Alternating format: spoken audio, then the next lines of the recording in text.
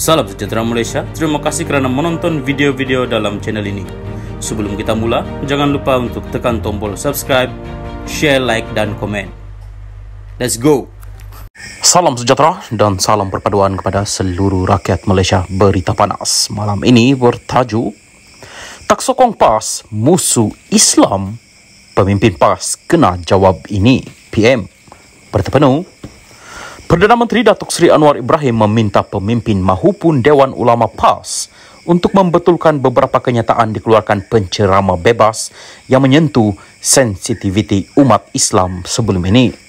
Beliau berkata ini termasuk kenyataan bekas timbalan Ketua Dewan Ulama PAS Kedah Sheikh Muhad Zainal Sri Muhad Ramli baru-baru ini yang menyatakan bahawa sesiapa sahaja tidak menyokong PAS adalah musuh Allah. Apakah benar orang tidak bersama dengan PAS adalah musuh Allah? Kalau betul, pasal apa arwah Tok Guru Tan Sri Nik Aziz sokong saya dan saya bukan ahli PAS pun? Ini mereka pemimpin atau Dewan Ulama PAS kena jawab, katanya. Anwar berkata demikian ketika berucap pada program Minum Petang bersama penduduk kampung Samagaga dekat Pramatang Pau hari ini. Sebelum ini, Sheikh Muhad Zainul mengeluarkan kenyataan berbaur hasutan berkait isu musuh Allah ketika program Himpunan Kedah berselawat pada 24 Jun lepas. Namun beliau telah memohon maaf serta mengakui kesilapan mengungkap kalimah berkenaan. Anwar turut mendesak kepimpinan PAS membetulkan dakwaan lama yang dikeluarkan penceramah bebas itu, antaranya Nabi Adam AS turun di Gunung Jerai, Kedah. Dua dakwaan Syahidina Uthman bin Affan sampai di Kedah, kita kata dakwah tapi mengizinkan kepalsuan. Betul ke tidak? Kalau tidak betul, mengapa tidak ditegur, kata Perdana Menteri. Salam sejahtera dan salam perpaduan kepada seluruh rakyat Malaysia. Berita panas malam ini bertajuk Pelabur takut sebab wujud persepsi saya akan dijatuhkan Ogos ini, Anwar. Berita penuh. Wujudnya persepsi bahawa kerajaan perpaduan akan tumbang pada Ogos ini telah menyebabkan para pelabur asing takut untuk melabur di Malaysia. Jelas Perdana Menteri Datuk Seri Anwar Ibrahim, walaupun kunjungan Menteri Pengangkutan Anthony Locke ke Hong Kong baru-baru ini dilihat positif, namun ada dalam kalangan pelabur memaklumkan masih melihat kestabilan kerajaan perpaduan selepas dakwaan beliau akan dijatuhkan.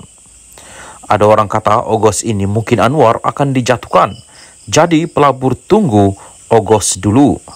Ada baiknya, iaitu pelabur, lebih yakin dengan saya daripada mereka pihak yang menyebarkan dakwaan kerajaan jatuh.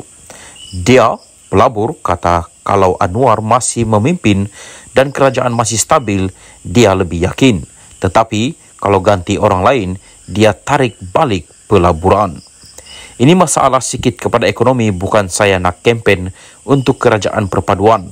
Tetapi itu kenyataan, katanya pada program Temu Anwar di University Sains Malaysia, Islam Malaysia, USIM, dinilai pada Sabtu. Mengulas lanjut, Perdana Menteri menegaskan usaha meningkatkan ekonomi negara juga tidak seharusnya membebankan sebahagian rakyat, khususnya golongan susah. Menteri Kewangan itu berkata, beliau tidak sanggup menarik pemberian subsidi secara drastik seperti dilakukan Indonesia, walaupun tindakan itu boleh memberikan keyakinan kepada para pelabur. Kalau ikut Indonesia, dia kata subsidi elektrik ini diturunkan drastik, tetapi saya tak sanggup dan saya hanya turunkan bagi golongan kaya. Pelabur pula mereka kira wang. Nampak Indonesia lebih berani turunkan subsidi, jadi itu meyakinkan dan dia ingat itu political will. Tetapi fahaman saya pula, falsafah ekonomi tidak begitu.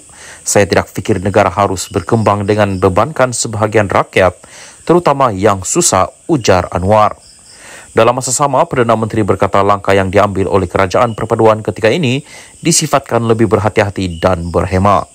Indonesia lebih berani menurunkan defisit, tetapi saya turunkan dari 5.6% kepada 5.0% sahaja dan mengambil langkah itu supaya ia tidak menekan rakyat.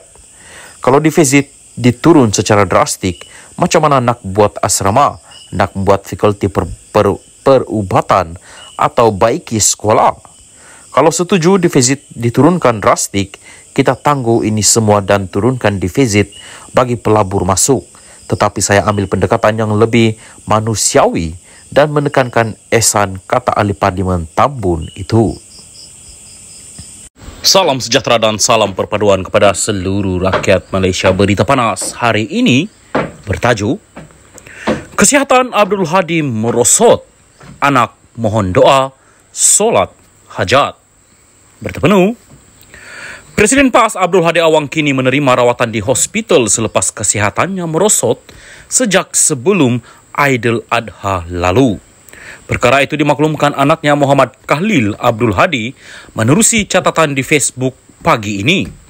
Mohon doa dan solat hajat khusus untuk kesembuhan Ayanda Tuan Guru.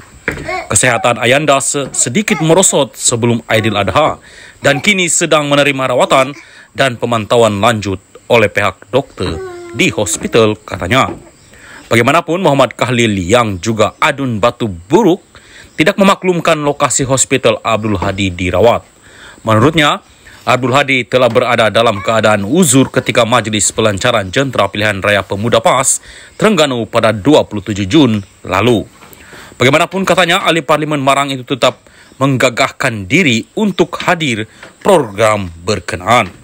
Semoga Allah mengurniakan kesihatan dan kesejahteraan kepada Ayanda Tuan Guru, berkata doa yang dipanjatkan oleh kita semua, katanya. Sementara itu, bernama melaporkan Muhammad Khalil ketika dihubungi mengesahkan Abdul Hadi menjalani rawatan di sebuah hospital di Kuala Lumpur, Terengganu dan berada dalam keadaan stabil. Stabil, perlu rehat secukupnya, katanya ringkas menerusi aplikasi WhatsApp. Kali terakhir Abdul Hadi dilaporkan dimasukkan ke hospital ialah pada Februari tahun lalu. Dia ketika itu dimasukkan ke hospital Putrajaya selepas dilaporkan sesak nafas sebelum dipindahkan ke Institut Jantung Negara IJN untuk rawatan lanjut.